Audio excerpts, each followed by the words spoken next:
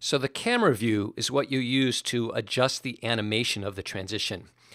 In the director view where I am now, I've rearranged my drop zone and my transitions. I've moved transition A all the way over to the left because this is the first time I'm using this particular transition in my project. So I want to go from the first date, the very first timeline item, to the very second timeline item. And as we've seen in the prior tip, you can rearrange these in any order that you want. You can have them go backwards if it works for you. It doesn't matter. But because I've rearranged them, we're going to see that this is going to change the camera animation. So what I'm going to do is change the view from director back to camera. And let's also go, the default framing is wide. That's the default there. Is the full framing for the animation means that the camera pulls back to reveal the entire timeline. Now, because I've moved A and B way over to the left, when the camera backs up, it's keeping them pretty much centered. You can see I'm in the middle of the transition. But if we step through the transition now, we'll see it doesn't really do what we want it to do anymore. It backs way up, but instead of revealing the whole timeline, it actually kind of shows off the edge of the whole project and comes back in again. And I'm just tapping the right arrow key to kind of step through that animation. Let's go back to the very middle of the transition.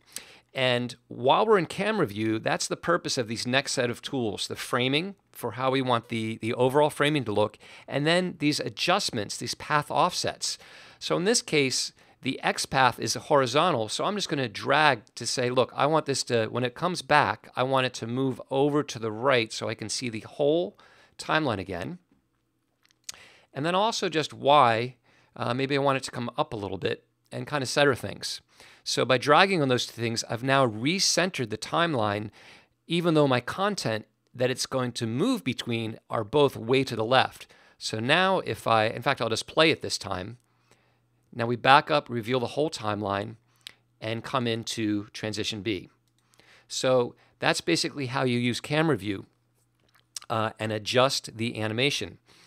The wide view is usually the first thing you want to do. Often you're going to use these transitions multiple times within a project to move from step to step to step.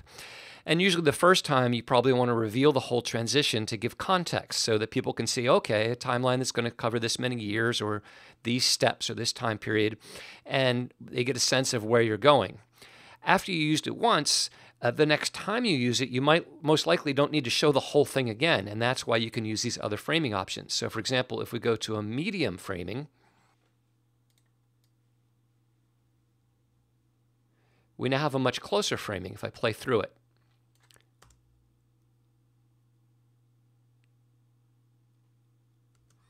And once again, you can manipulate and adjust the overall framing. When it does back out, I'll go to the middle, and I'll move it over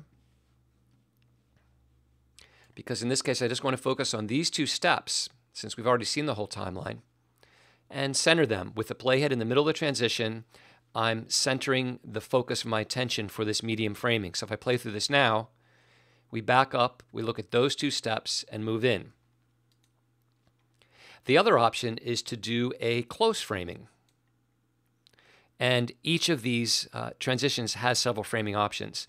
And in this case here again, I may want to slightly adjust what this looks like. In fact, maybe this time, when the transition is right in the middle, I'll have it already center where I'm going. So it looks just at this transition B. So now if I play through that, we back up on A.